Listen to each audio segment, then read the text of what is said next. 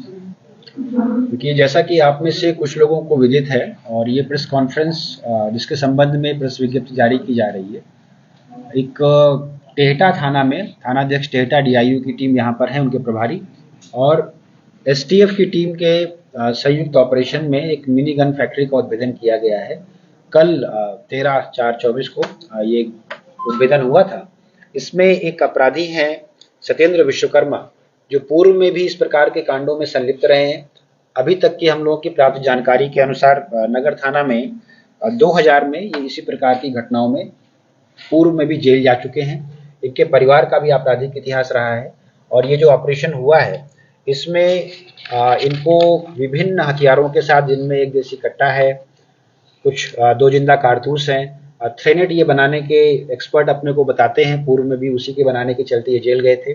उसमें से 4 अर्धनिर्मित थ्रेनेट हैं, 2 थ्रेनेट के पाइप हैं और विभिन्न स्टेजेस के इक्विपमेंट और उनको बनाने के जो साधन हैं वो जब्त किए गए हैं।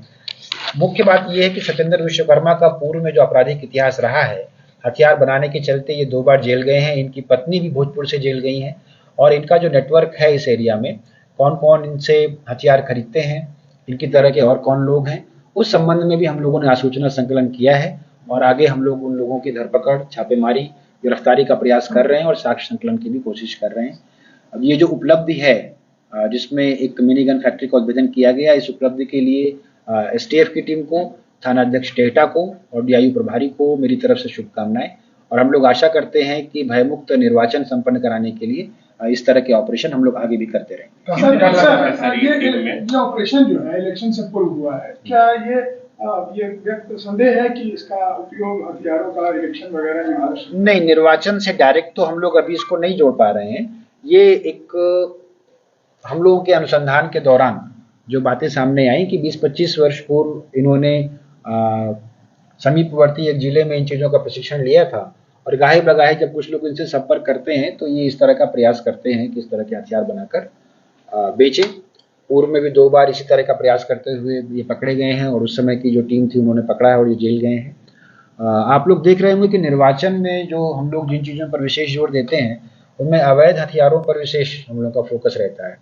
इसी रूप में डीआईयू ने जो होमवर्क किया था और टाउन एसडीपीओ ने जो होमवर्क किया था, उसके आधार पर कुछ दिन पूर्व ही नगर थाना से जो कार्ट्रिजेस के सप्लाई करने वाला एक ग्रुप था, उसमें से 2 लोगों को पकड़ा गया था, एक व्यक्ति फरार है।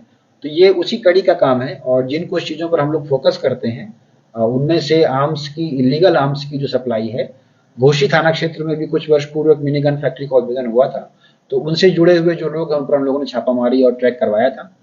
और लेकिन इनका जो सप्लाई तंत्र है वो अभी निर्वाचन से कहीं से जुड़ा हुआ, ये कहना जल्दबाजी होगी और इसके संबंध में सप्लाई कहाँ 2 जैसा कि एक कांड हम लोगों ने बताया कि इनकी पत्नी पहले भोजपुर जिले में भी आर्म्स के साथ पकड़ी गई है, तो इनका सप्लाई नेटवर्क बाहर के जिले तक भी है।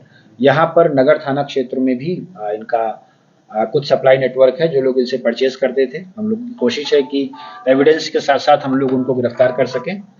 लेकिन अभी जब हम लोगों ने इनको पकड़ा तो ये नगर थाना से अलग हटकर टेहटा बाजार में एक कमरा रेंट पर लेकर, एक रूम का सेटअप है वो, और उसको रेंट पर लेकर वहीं ये बना रहे थे।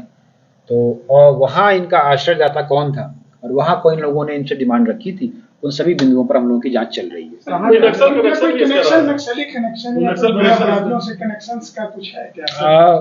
देखिए, ये डायरेक्ट तो टच में नहीं थे उन लोगों के। इनके और हथियार का इस्तेमाल करने वाले लोगों के बीच में इंटरमीडियरीज लोग हैं, तो जो इंटरमीडियरी हैं उनके कहीं से कनेक्शन हो तो अनुसंधान की इतने प्रारंभिक चरण में हम लोग किसी भी संभावना से इनकार नहीं करते हैं। लेकिन जो भी चीज साक्ष्य और वो चीजें सामने आएंगी उनको देखेंगे। अभी तक हम लोगों के पास ऐसा कोई साक्ष्य या ऐसा कोई इंडिकेशन नहीं है। कहाँ के रहने वाले थे? ये नगर थाना के ही रहने वाले हैं और नालंदा जिले अंतर्गत का, लेकिन जो फैक्ट हम लोग के सामने आया था कि अपने जवानी के दिनों में इन्होंने वहां रहकर ट्रेनिंग ली थी और वहीं से जुड़े हुए कुछ और लोग भी हम लोगों के सामने आए हैं। उन लोगों को पर भी हम लोगों की निगरानी बनी रहेगी। अगर कुछ इस प्रकार की गतिविधि सामने आती है तो